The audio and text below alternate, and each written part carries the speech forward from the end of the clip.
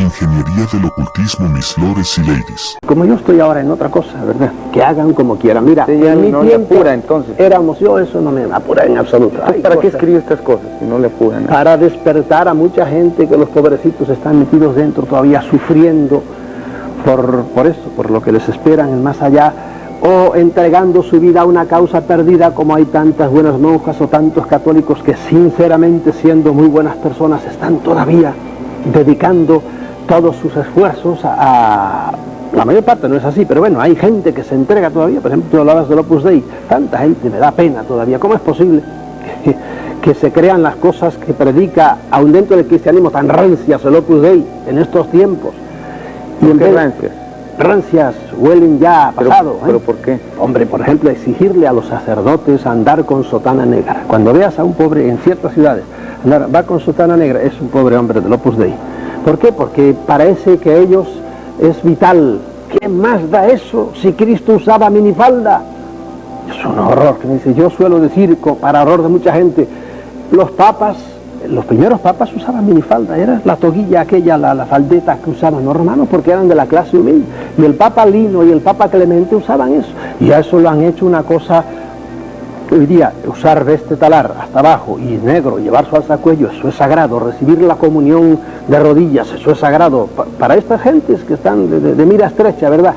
Y a mí esa gente me dan pena, realmente me dan pena, porque además se están caricaturizando el cristianismo. El cristianismo es, como dijo Cristo, he venido a predicarle a los pobres, he venido a predicar el reino de Dios, he venido a cosas grandes, no a cicaterías bobaditas de estas. A los pobres de corazón. Sí, así es, a los pobres de espíritu. Entonces, ¿usted piensa que esta religión malentendida enferma a la gente, la trauma, ¿De cuántos pecados, de cuántas enfermedades no ha sido causa precisamente la doctrina de la castidad en muchos niños, predicada tan absurdamente como se ha predicado? Tantas neurosis, lo he vivido yo. No te olvides que yo he confesado a muchísima gente y yo he bregado con miles de jóvenes, he dado ejercicios a 40.000 jóvenes y he visto las neurosis que muchos muchachos que realmente son gente recta, pero les predicaban cuidado esto y los pensamientos, y tenían un cisco alrededor de la castidad enorme, y eso degeneró en auténticas neurosis que a algunos los ha llevado al manicomio. Y esa es esta manera de predicar el sexo, absurda, ¿verdad? Y luego tantas vidas cortadas, truncadas, traumadas. Por eso hay que entregar todo a Dios y se meten en un convento. Y mucha pobre gente sufriendo toda la vida allá. Lo que pasa es que hay que conocer historia de la iglesia, ¿entiendes? Hay que conocer las historias de los Abelardos y las Eloísas y todos los amores secretos que ha habido y todas esas cosas, dentro del convento y fuera del convento. ¿Qué conceptos equivocados ve usted en la educación sexual dentro de la iglesia? Pero al sexo hay que quitarle morbo, ¿me entiendes? Tiene mucho morbo. Hoy día hemos caído en lo contrario. Hay que descararnos un poco más. Tampoco el sexo es lo que es. Si tú ves a un hombre como los hay, por ejemplo, que se atiborran de cerveza, y venga con cerveza, acaban con unas barrigas, y digo, este es un pobre desgraciado, que hace de la cerveza, que es una cosa preciosa cuando te tomas tu cervecita suave y fresquita, ¿verdad? Hace de esto como un dios, y entonces ahí lo tienes hecho un pobre alcohólico, un pobre estúpido. Bueno, lo mismo que digo de la cerveza, digo de un licorcito, bien, perfecto. El sexo, si lo reprimes tanto, naturalmente, como es una cosa tan natural como el comer, llega un momento en que explota, y ahora explota en el extremo contrario, y viene pues todas estas cosas absurdas de todos estos videoclips que nos ponen ahí, que es sexo puro, además mezclado con retortijones y estupideces que le enferma todo eso, y vienen estos muchachos que ya no son capaces de amar a nadie, porque no aman a nadie, se tumban y se revuelcan con cualquiera, lo mismo macho que hembra, porque está todo mezclado. ¿Ves? Eso es un desorden. Pero fue del prohibirlo todo al reventarse. No es que ahora se permita todo, pero de hecho reventó todo y estamos en una sociedad donde es una locura. Hay, por ejemplo, castas por ahí, razas, en donde el sexo es algo mucho más natural. Las mujeres andan con los senos al aire en 40.000 tribus y lo ven lo más natural. Nosotros, yo no digo que haya que andar así, ¿verdad? Pero como lo hemos hecho hasta ahora, que como decía mi profesor de ascética, la mujer, el escote no debe pasar de esto que se llama el hoyo del cuello, decía él, aquí, esta parte blanda. Todo lo demás es ya invisible. Digo, no diga usted ridículo ese reverendo padre, eso es una estupidez, ¿verdad? De eso hemos pasado a este, como dicen los venezolanos, a este despelote que tenemos ahora. Y es lógico, los muelles cuando los aprietas mucho y los sueltas, ¡bum!, pegan para arriba. Hay que esperar a que esto se haga una cosa natural. Y en el sexo, por ejemplo, pego un saltito ahora nada más, el divorcio famoso. Señor, de aquellos matrimonios a la brava, hechos a ciegas, la pobre muchacha se casaba no con quien quería, sino con quien podía, porque la sociedad la iba llevando. Y entonces encima te exigían, casi no habías tenido opción para escoger, ¿verdad?, hace 30, 40 años, y ahora eso sí, una vez ya que has escogido, que no has escogido en realidad, que te llevaron al altar agarrada así con un anillo aquí, entonces fidelidad y hasta la muerte. Pero resulta que muchas mujeres se encontraron con que se habían casado con un orangután y no lo sabían, y voy a aguantar a esta bestia toda la vida. No, lo más lógico es decir, no, cada uno por su lado. ¿Por qué? Porque este es un bárbaro, o al revés, te has casado con una mujer que es una loca y se acuesta con cualquiera, y yo voy a aguantar eso toda la vida. No, chico, es racional, no, yo no quiero saber nada de esto. Pues la iglesia sigue diciendo, no, esto es de por vida. Bueno, pues que lo siga diciendo, la gente se busca vida o como sea. La ley del divorcio, que en algunos países, cuando en España, por ejemplo, la pusieron hace unos años, bueno, ese estremecimiento general, tontería, fariseísmo. El divorcio es una cosa, es un mal necesario en una sociedad donde los matrimonios se hacen a la loca. Pero es parte del miedo, del temor de Dios. La misma Biblia, los documentos, por supuesto, hablan del temor a Dios. Pero ese es camino para llegar a Dios. El temor a Dios es una ofensa a Dios. Yo a mi padre no lo temo, a mi padre lo amo. A veces se pone bravo por ahí porque es natural, pero fundamentalmente yo amo a mi padre. Y sin embargo la Biblia nos dice esta falacia: el temor de Dios es el inicio de toda sabiduría. Y yo, con perdón, con mi cabecita digo, el temor de Dios es una ofensa a Dios. Punto. Me quedo tan tranquilo. Yo digo estas cosas y me quedo tan tranquilo. Es Salvador Freixedo, no tardamos en regresar. Usted no está excomulgado. No, yo el hecho de solo retirarse, luego casarse. Suspendido. Suspendido, que es lo que le hacen a los muchachos cuando no estudian. Suspendido es decir, igual que por ejemplo, aquí no sé si usaron el término bárbaro de desbarrar a un abogado. Es decir, que no le permiten ejercer por cosas que ha hecho en otros países, se llama así. Yo estoy suspendido, no me permiten ejercer. Ahora, si yo digo misa, mi misa es ilícita pero válida. Si yo doy una absolución, mi absolución es ilícita pero válida. Si yo consagro el cuerpo de Cristo, según la teología, yo me lavo las manos. Eso, pero yo sigo siendo sacerdote. Eso dice la teología. Ahora sugieren una excomunión para los abortistas, incluso para las autoridades que promuevan el aborto, la despenalización del aborto. Y ya no se atreven, porque si no conmigo, por ejemplo, deberían haberme suspendido, pero hoy yo al señor obispo, arzobispo, no sé si será aquí el arzobispo de aquí, de esta ciudad, de Monterrey, yo le digo, atrévase, ¿verdad? No se atreven. ¿Por qué? Porque se dan cuenta de que eso es darle a uno todavía más caché, más fama y más publicidad, y por eso se quedan. Antes sí, a los pobres curas los amedrentaban con eso. No solo eso, sino que el Papa publicaba un entredicho, que es algo por el estilo, o una excomunión contra un rey, y el rey pues hacía, te puedo poner ejemplos en la historia, vamos, allá en Canosa, el emperador Enrique fue arrodillado a hablarle al Papa, al terrible, bueno, no me acuerdo. ¿Pero quién? ¿Enrique VIII? ¿Quién? No. El emperador allá. El emperador en Alemania. Y fue a pedirle perdón. Fue a Roma a pedirle. No, allá en las montañas estaban entonces encima de la nieve, ¿verdad? Que le quitara la comunión, etcétera, etcétera. Y amenazaba con eso. Hoy día eso perdió ya su significado y no. A mí si me excomulga el señor obispo, quien sea, o el Papa, yo lo excomulgo a él, quedamos empatados los dos. Y me quedo tan tranquilo. O sea que le dieron más caché a Marcel Lefebvre. Por supuesto, el pobre Lefebvre, es que este Papa piensa mucho como Lefebvre, ¿entiendes? Son primos hermanos. Lo que le molesta al Papa es eso, que no vaya a Roma y no haga, y no se le someta, eso es lo que no está. Pero en el fondo, pues piensan bastante. Lo que pasa es que el pobre Lefebvre ya se le pasa, le está patinando el coco, como dicen por ahí por el Caribe, y ya quiere volver, porque estos son ridículos.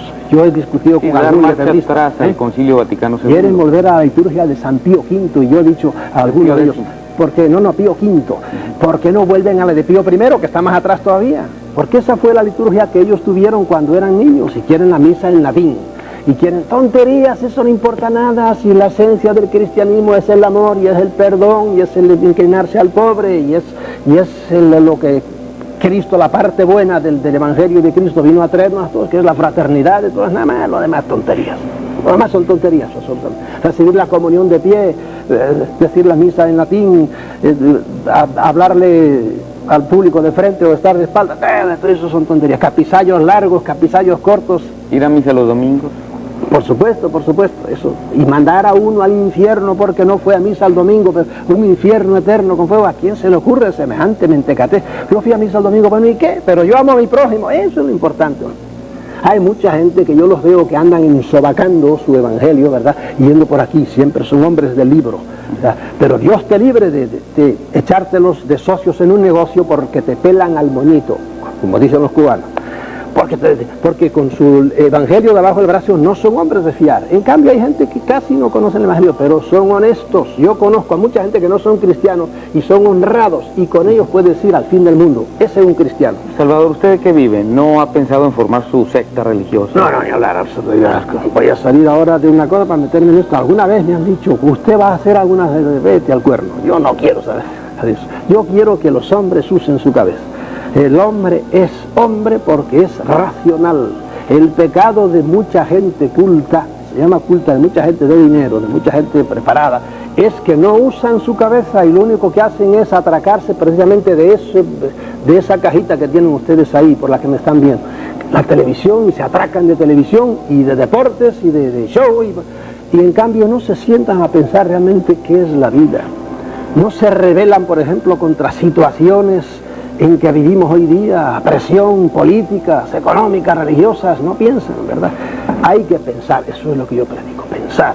El hombre tiene que usar su cabeza, y si no la usa, esos son los que van a reencarnar, como te dije antes, otra vez al planeta. ¿Por qué? Porque no ha pensado usted, no ha evolucionado, venimos a evolucionar, no ha evolucionado, por lo tanto vuelva para atrás y evoluciona.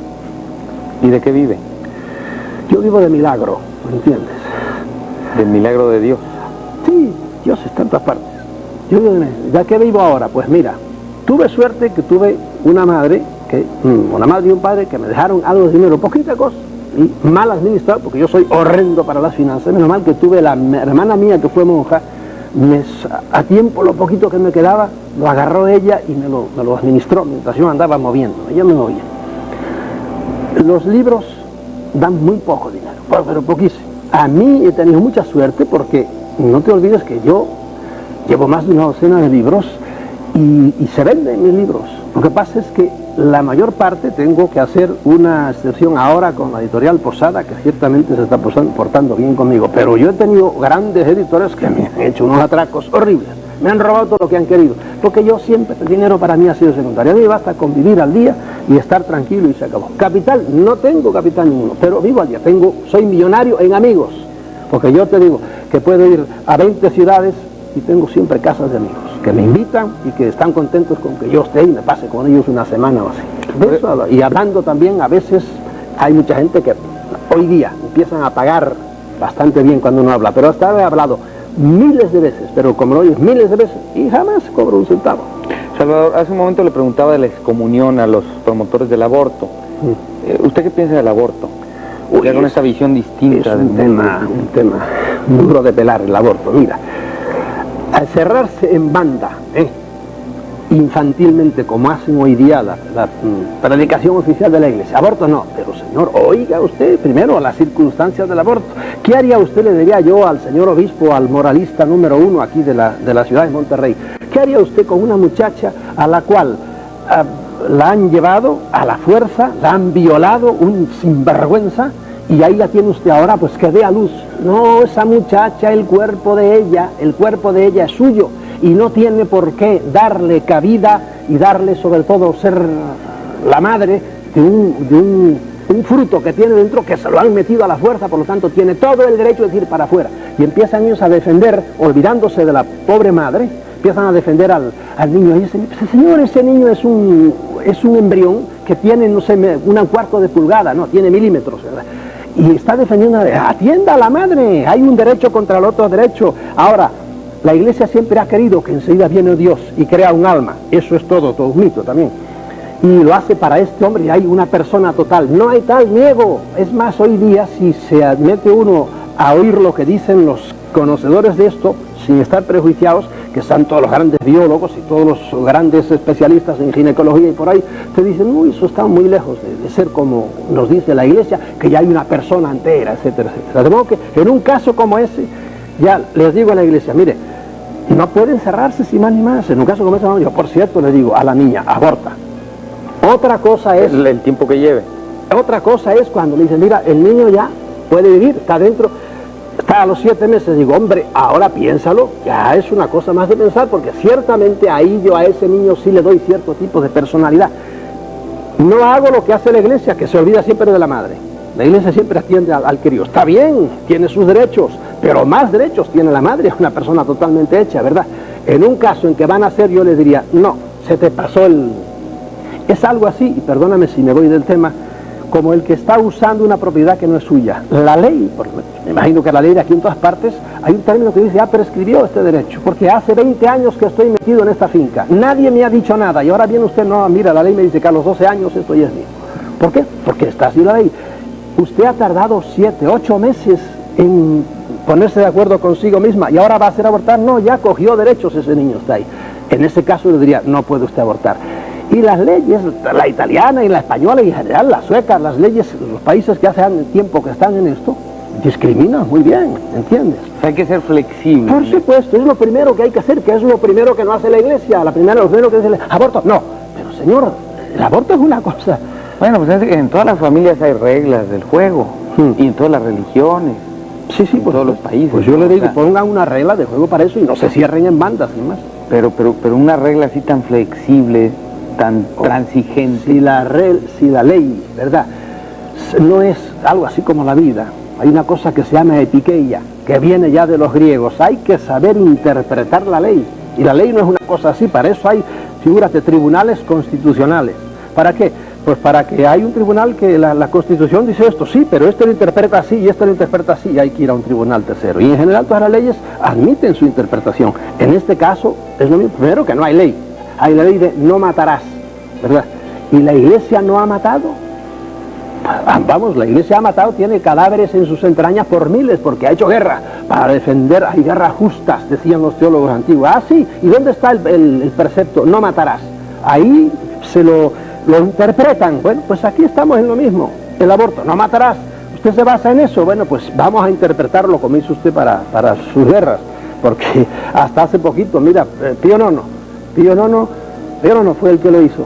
Defendió a cañonazo limpio el Vaticano y todos los territorios. Y vino Garibaldi y vino la moderna Italia y tuvieron que tumbarle a cañonazo limpio las murallas del Vaticano porque lo defendían. Y no matarás.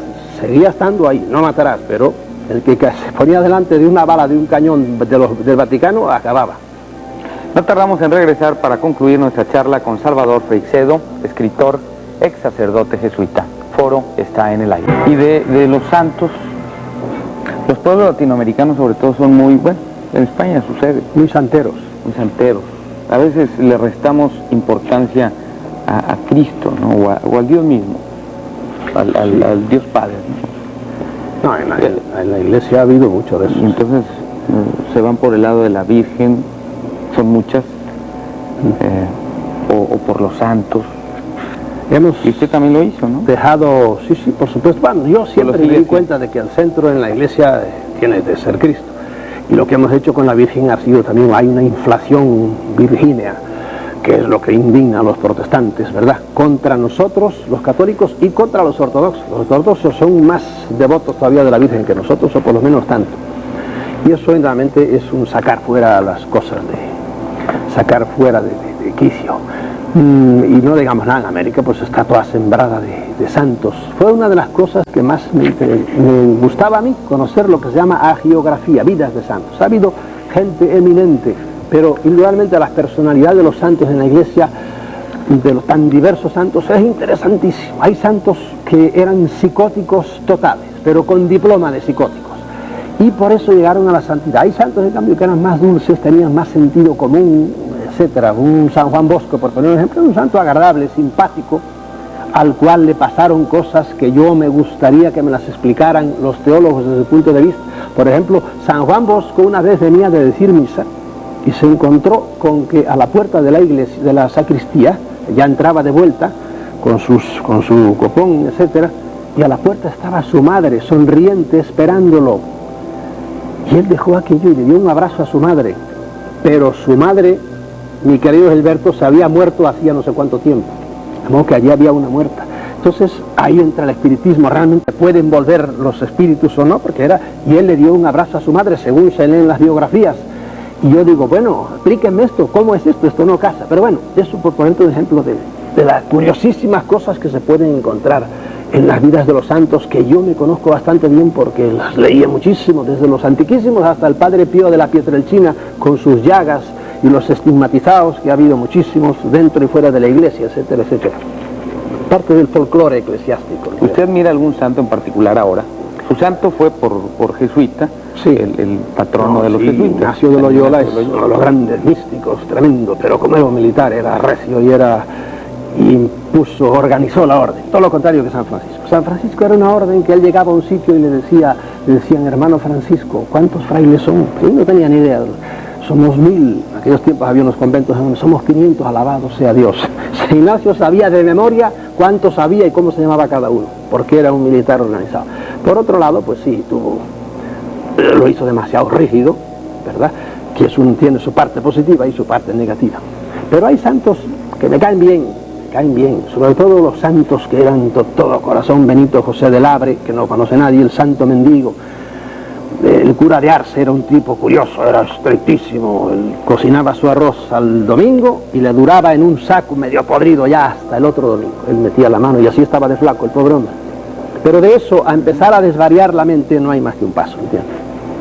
Decía que San Ignacio era muy rígido y que eso tiene sus pros y sus contras. ¿Cuáles son esas ventajas y desventajas pues en ser estricto con una... La organización, llevar a la orden como la llevó, que hizo inmediatamente crecer la orden de los jesuitas y la puso al frente, diríamos, con sus pugilatos entre una orden y otra, sobre todo con los dominicos, pero indudablemente los jesuitas han sido siempre la vanguardia de la iglesia, precisamente por esa organización que han tenido férrea. Pero por otro lado, esa organización es algo demasiado, sobre todo para el que está dentro, porque él dice una frase típica del: tienes que hacerte como el bastón de un hombre viejo, que el hombre viejo lo usa y le sirve para todo. Y tiene otra comparación, algo así como si fuera un pañuelo que te estruje. No, y el hombre tiene que tener su personalidad, hay que respetarle un poco, pero no somos robots, no somos un término muy eclesiástico. En el derecho canónico en general se le llama el pastor y las ovejas, señor. Que hay una diferencia tremenda. Yo no quiero ser oveja de nadie, déjeme ser carnero por lo menos, para investir un poco, para defenderle un poco. Y la iglesia ha tratado siempre pues a sus fieles como ovejas, le llama a los simples fieles, con más de simples que de fieles. No, yo tampoco admito eso. Los protestantes son los que más repasan la Biblia, las Escrituras. El católico casi no la conoce. O sea, salvo un grupo, bueno, son los más, iba a decir fanáticos, pero no va a ser que ofenda el término, los más dedicados, los más metidos en la religión. Pero el resto de los católicos casi ni conoce la Biblia. El protestante da citas y todo, ¿no? Y usted hace un momento me quedé pensando, cuando hablábamos del temor de Dios, contradecía lo que dicen las Escrituras. Bueno, son las Escrituras palabra de Dios o invento de los hombres. Bueno, hay un capítulo entero en ese libro que es la Biblia, palabra de Dios o inventos de los hombres. Y cuando te metes a leer la Biblia, a conocer la Biblia, pues te encuentras con que racionalmente hay 40.000 cosas que no se pueden admitir en la Biblia, pero 40.000 cosas. Es un libro muy largo la Biblia. Además que la gente está dentro del cristianismo, tú acabas de decir, unos ni saben lo que es la Biblia. Es un pecado de los católicos. Y los protestantes se han hecho comedores de Biblia, se han hecho adoradores de la Biblia. Y aquí lo dice, y sobre todo los fundamentalistas, que es al pie de la letra. Si vas a coger al pie de la letra la Biblia, te encontrarás con terribles disparates, como a propósito de la creación del mundo y a propósito de 40.000 cosas, ¿verdad?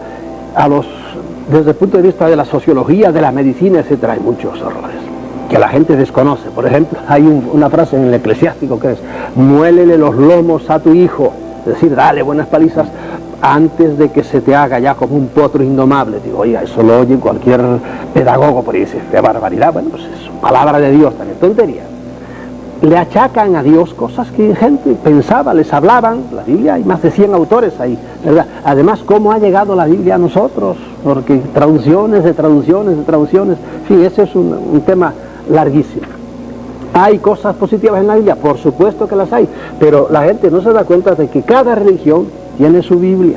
Y tú no le hables, ya ves lo que está pasando estos días con el escritor ese que habló contra el Corán.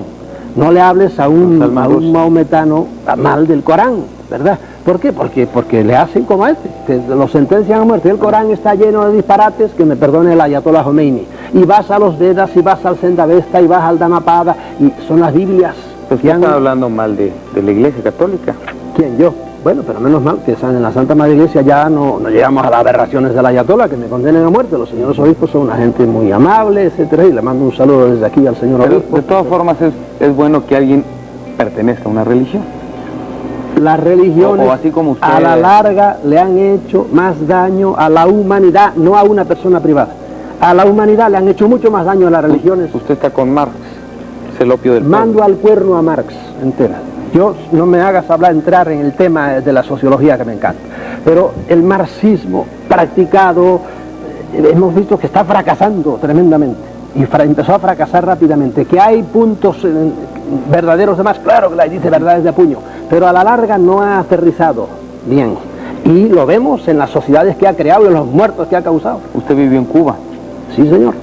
Y ahí cómo tratan a la gente. Estuvimos en Cuba haciendo un reportaje. Los jóvenes, para ellos el Dios, hablo de los que ya nacieron después de la revolución, el Dios es Fidel Castro, o sea, ¿cuál otro? Porque claro, llegó Fidel, yo ya no viví en tiempo de Fidel, porque a mí, como te dije antes, me echó Batista de Cuba, ¿verdad? Volví después unos tiempos, y te advierto que Fidel en una ocasión tuvo un libro mío, el primer libro que yo escribí, lo tuvo no sé cuánto, en esos discursos maratónicos que echaba, durante un buen rato, diciendo, mire lo que dice este cura, y empezaba Fidel a decir cosas, verdades que yo dije, y que en cierta manera fueron una premonición para los que iba a venir después, porque en la Cuba de los 1000 millonarios en aquel tiempo, ¿verdad?, había gente que ganaba $22 mensuales. Los cubanos de Miami esto no lo admiten, pero era así, ¿verdad?, porque yo trataba con ellos y los conocía. Y en esos grandes desniveles es donde se puede calentar la cosa. Salvador, dígalo. No, si a mí me dejas hablar, yo estoy todo el día. Okay. Él iba a repasar una partida para finalizar de su libro ¿Por qué agoniza el cristianismo? Donde dice que la religión, considerada como la búsqueda de las raíces humanas y de su destino final, nunca podrá dejar de existir entre los seres racionales. Lo que en la actualidad muere y ha muerto muchas veces a lo largo de los siglos es la manera que los hombres tienen de buscar sus raíces y de conocer o de intentar comunicarse con el más allá. Es cierto eso. El hombre está siempre dándole vueltas. Mira, cada ataúd que se hunde en la tierra, de una persona a la que tú amas, eso tiene más raíz de filosofía, te hace pensar más, te hace meditar más que 40.000 cosas que te digan los libros los filósofos. ¿Por qué? Porque entonces empiezan a preguntarse, ¿pero por qué tiene que morirse esta persona que yo amo? ¿A qué vine yo aquí? ¿A qué estamos aquí? ¿Por qué tenemos que sufrir? ¿Por qué tenemos que morir? ¿Por qué nace la gente? ¿Quién hace nacer? Eso es la filosofía. Y el hombre está siempre dándole vueltas a eso. Y en ese darle vueltas a esas ideas, lo que hace el hombre es inventar dioses. Porque el hombre es como un flash en medio de la noche. Naces y cuando empiezas a darte cuenta de que tú eres tú, te entierran, ¿verdad? Yo, que tengo ahora la suerte, ¿verdad?, de tener la mente todavía despierta, me tumbo muchas veces a pensar, digo, a mí se me va acercando el fin ya, y lo veo venir con una tranquilidad tremenda, mucho más que antes, pero indudablemente eso me hace pensar a mí. Y eso es la esencia de la religión, el hombre piensa y piensa y piensa. El que tiene cabeza, desgraciadamente hay mucho pobre hombre, que no tienen tiempo ni de pensar, porque lo único que hacen es rascar la tierra para poder comer. Soñar o ilusionarse, como usted dice. Eso, cuando llama por otra manera al ser humano para que despierte, ¿no? Esta ilusión o sueño.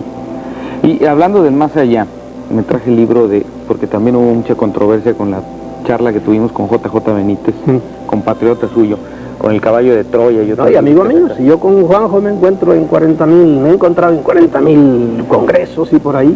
¿Y piensan igual?